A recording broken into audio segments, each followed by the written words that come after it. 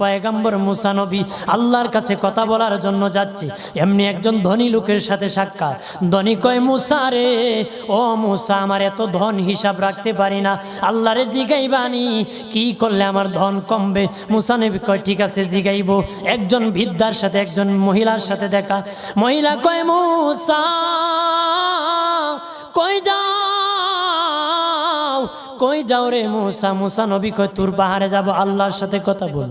মুসা রে, আল্লাহরে জিগাইবানি, আমি গরিব মানুষ, আমি ভালো কিছু কিনতে পারি না, ছেলে মেয়েকে ভালো কিছু খাওয়াইতে পারি না, ভাঙ্গা ঘর, এত গরিব, ভালো করে ঘর বানাইতে পারি না, আল্লাহরে জিগাইবানি কি করলে আমার উন্নতি হবে, ধনী হব, টাকা পয়সা হবে, আল্লাহরে জিগাইবানি।